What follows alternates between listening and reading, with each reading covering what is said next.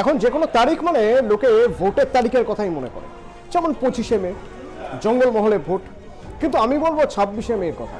26শে মে অত্যন্ত গুরুত্বপূর্ণ একটা দিন।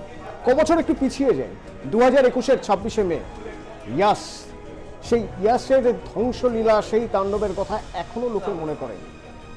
আবার একটা 26শে মে 2024, এবার কি সেই একই রকম তাণ্ডব চালাবে রেমাল?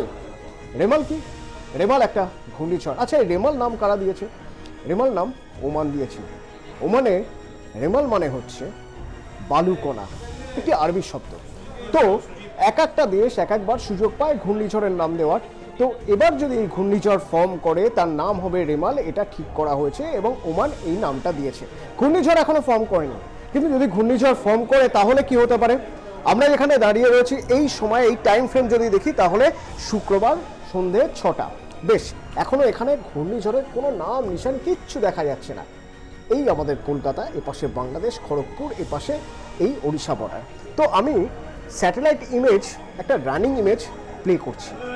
এই রানিং ইমেজে আস্তে আস্তে দেখা যাক, এখান থেকে ভোট চলে গেল, ভোট শেষ শনিবার রাত 8টা। এখানে কিছু বুঝতে পারছেন? একটু ছোট করে দেখাই আপনাদের। দেখুন, একটা ঘূর্ণিঝড় ফর্ম করে গেছে ঠিক এই জায়গায়। যে ঘূর্ণিঝড় আস্তে আস্তে আস্তে আস্তে এগোচ্ছে, উত্তর বঙ্গোপসাগরের দিকে এগোচ্ছে। এগিয়ে ঠিক কোথায় যেতে পারে? আসা যাক রবিবার, অর্থাৎ 26 তারিখের কথা বলছিলাম না? 26শে মে গুরুত্বপূর্ণ। 26শে মে অবস্থান দেখুন। এটাকে যদি আমরা একটু জুম করে দেখি, এই আমাদের কলকাতা সাগর, আর এপাশে বাংলাদেশের খেপুপাড়া।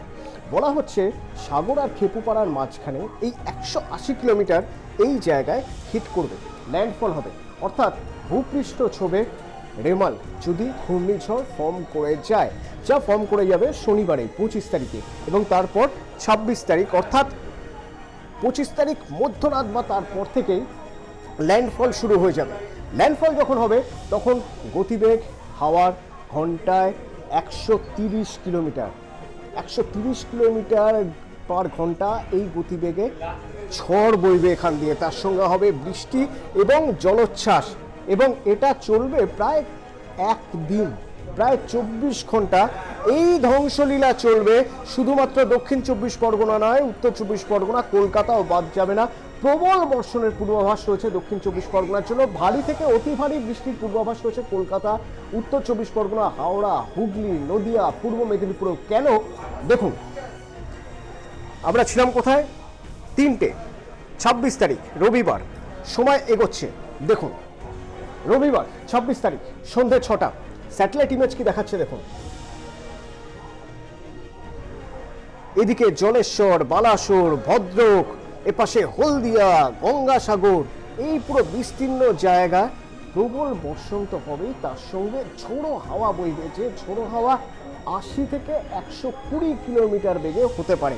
এটা গেল রবিবারের কথা, অর্থাৎ 26 তারিখের কথা। দুর্যোগ শুধু কিন্তু রবিবারেই শেষ হয়ে যাচ্ছে না, এই দুর্যোগ বাড়বে, আরও বাড়বে, এবং এই স্থলভাগ অর্থাৎ কলকাতা, উত্তর 24 পরগনা, এই পুরো জায়গা এবং হুগলির কিছুটা অংশ, এখানে দুর্ভোগ আরও বাড়বে। তার কারণ এই স্যাটেলাইট ইমেজই দেখাচ্ছে তার ঠিক কয়েক ঘন্টা পর থেকে কি কি হতে পারে।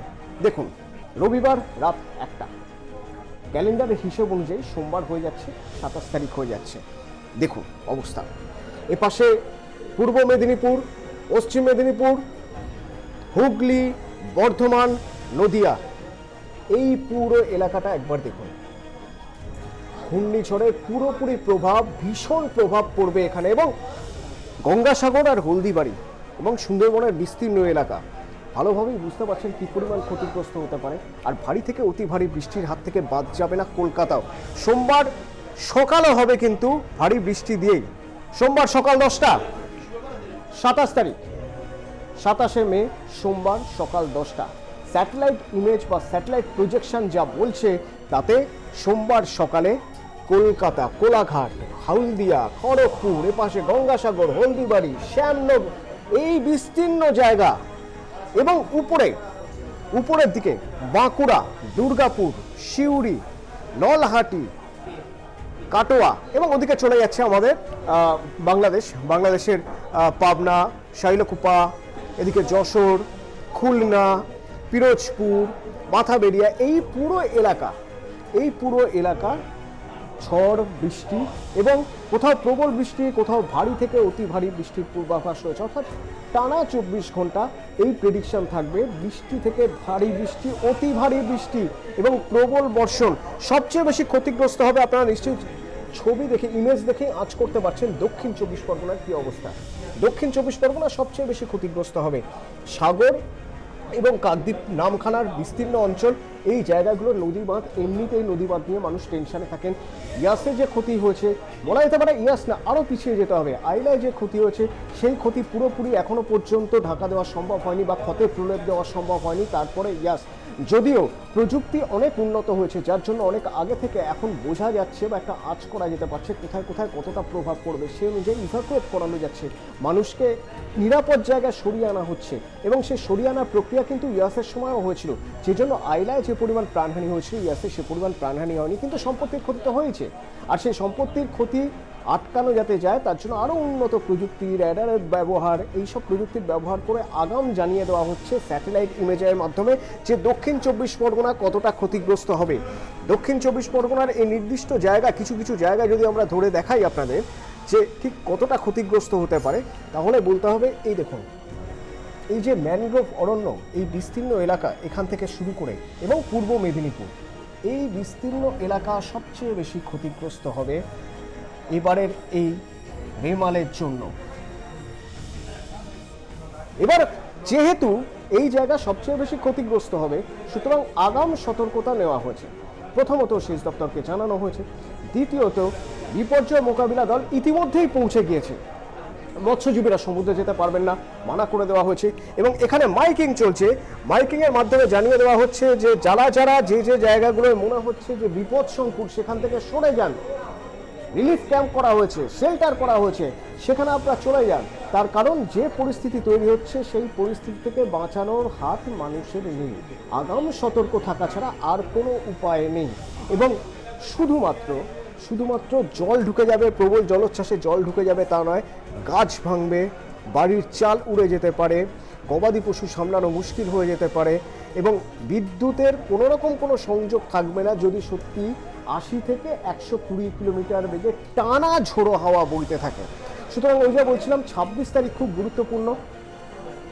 ঠিক 3 বছর আগে 2021-এর 26 তারিখের কথা মনে আছে আপনাদের, 26শে মে ইয়াস লন্ডভন্ড করে দিয়েছিল আমাদের শহর কলকাতাতেও, কত গাছ পড়ে গিয়েছিল, বিদ্যুৎ বিপর্যয় হয়েছিল কত জায়গায় এবং একদিন, দুদিন, 3 দিন, 4 দিন অনেকের বাড়িতে বিদ্যুৎ আসেনি। আর বিদ্যুতের সঙ্গে একেবারে সম্পূর্ণ সরাসরি যোগাযোগ পানীয় জল সরবরাহ, সুতরাং পানীয় জল পেতেও বেশ বেগ পেতে হয়েছিল শহরাঞ্চলের মানুষের। সুতরাং প্রত্যন্ত গ্রাম, দক্ষিণ 24 পরগনার, উত্তর 24 পরগনার, তাদের কি অবস্থা হয়েছিল ভাবুন। সেই জন্যই বারবার 26 তারিখ এই কথাটাই বলছি, কারণ ঠিক তার 3 বছর পর 2024-এর 26 তারিখ আরও একটা বিপর্যয় হতে পারে যদি এই স্যাটেলাইট ইমেজের যে প্রজেকশন, স্যাটেলাইট ইমেজের প্রজেকশন যদি ঠিক হয়। তবে আরও একটা বিষয় রয়েছে, সাইক্লোন এখনও ফর্ম হয়নি এবং সাইক্লোন ফর্ম হওয়ার পরে অনেক সময় গতি ঘুরে যায়, তার যে গতিপথ, সেই গতিপথ ঘুরে যায়। তার কারণ সাইক্লোন যখন এক জায়গা থেকে আরেক জায়গায় মুভ করে অনেকটা লাট্টুর মতো। সুতরাং লাট্টু আগে থেকে অঙ্ক কষে একদম নিখুঁত নির্ধারণ করা, যে অবস্থান নির্ধারণ করা সম্ভব হয় না। সাইক্লোনের ক্ষেত্রেও তাই, ঠিক আগে থেকে নির্ধারণ করা সম্ভব হয় না একদম নিখুঁত, শুধু একটা প্রজেকশন করা যেতে পারে, যে প্রজেকশন আবহাওয়াবিদরা করে এবং সেই প্রজেকশন অনুযায়ী 26 থেকে 27 এই দুটো দিন অর্থাৎ 24 ঘন্টা সাবধানে থাকতে হবে, সতর্ক থাকতে হবে, অন্যদের সাবধান করতে হবে, খুব প্রয়োজন ছাড়া বাড়ির বাইরে বেরোবেন না এবং সতর্ক থাকুন।